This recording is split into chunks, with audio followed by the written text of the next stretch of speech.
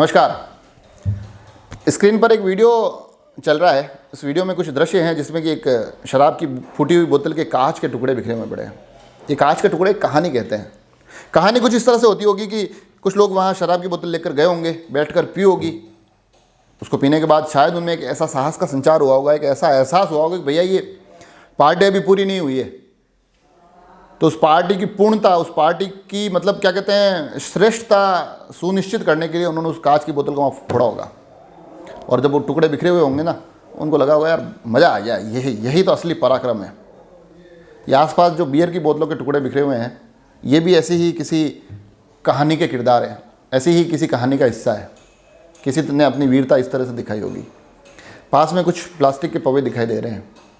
जो हमारी अलग अलग नस्ल की शराब होती है ना, कोई इंग्लिश, कोई बियर, कोई देसी, ये देसी का हिस्सा है। और ये पौवे इस कहानी में कुछ किरदार और जोड़ते हैं। किरदार इस प्रकार के होते हैं कि भैया यहाँ सिर्फ एक किस्म की शराब पीने वाले लोग नहीं जाते हैं, अलग अलग किस्म की शराब पीने वाले अलग अलग नस्ल के लोग जाते हैं। और जब अलग अलग किस्म की शराब पीने वाले वो तमाम लोग वहाँ बैठकर उस पार्टी का मज़ा लेते होंगे, और जब आखिर में उनको लगता होगा कि पार्टी का मज़ा तो तभी आएगा जब हम ये कांच के टुकड़े फोड़ेंगे, तो बोतलें फोड़ते होंगे, पौवे बिखेरते होंगे, और तब भी उनको लगता होगा कि यार अभी भी मज़ा नहीं आया। तो उस मज़े को पूर्ण करने के लिए, उस मज़े की तलाश में वो फिर वहाँ की टाइलें तोड़ते हैं, वहाँ के पत्थरों को नुकसान पहुँचाते हैं, वहाँ की दीवारों पर नाम लिखते हैं, वहाँ की आसपास की संपत्ति को क्षति पहुँचाने की पुरजोर कोशिश करते हैं, जो इन दृश्यों के माध्यम से आप तक पहुँच रही है। हालांकि ये दृश्य कहीं पर भी दिखाई देना तो गलत है, घोर गलत है। मगर जहाँ से ये वीडियो मैं लेकर आया हूँ आपके लिए, जिस स्थान के ये दृश्य हैं, उस स्थान पर इन चीज़ों का होना, इन कुकृत्यों का होना एक अक्षम्य अपराध है। एक ऐसा अपराध जिसकी कोई माफ़ी नहीं है। एक ऐसा अपराध जिसकी इतनी कड़ी सज़ा होनी चाहिए कि अगली बार ऐसा कोई भी करने से पहले 100 बार सोचें।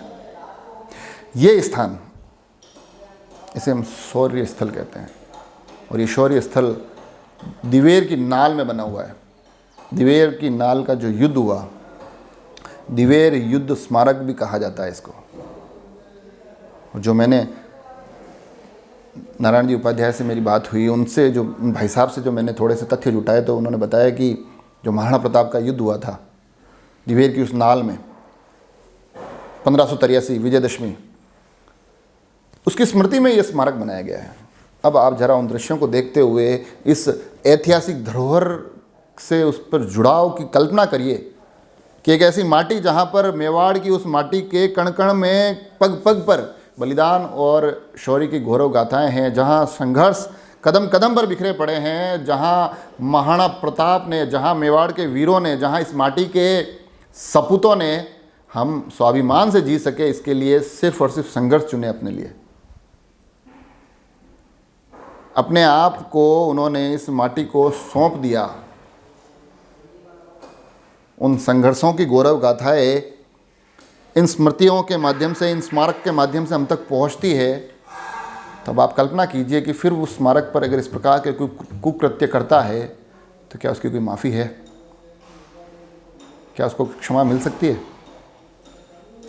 इस वीडियो के माध्यम से मैं न केवल वहाँ की पुलिस व्यवस्था को, न केवल वहाँ के प्रशासनिक अमले को, न केवल वहाँ के राजनीतिक जिम्मेदारों को आग्रह करूँगा कि हम में, आप में से हर एक को ये सुनिश्चित करना चाहिए कि ये ऐतिहासिक धरोहर ससम्मान संरक्षित रहे, बल्कि साथ ही मैं मेरे जैसे, आप जैसे, हमारे दर्शकों की जैसे, हम तमाम लोगों से भी मैं आग्रह करूँगा कि हमारी भी जिम्मेदारी है कि जिन सपूतों ने इस संघर्षों की इतनी लंबी दास्तान लिखी है कि आज हम स्वाभिमान के साथ इस मेवाड़ की माटी से अपना सिर ऊंचा करके, सिर ऊपर करके बोल सकते हैं, बात कर सकते हैं, तो फिर उनके सम्मान की चिंता हम में से हर एक को होनी चाहिए। तो हम में से भी हर एक की जिम्मेदारी है कि इन दोषियों को तलाशा जाए, उन दोषियों की पहचान की जाए, और साथ ही ये सुनिश्चित किया जाए कि भविष्य में ऐसी घटनाएं ना हो।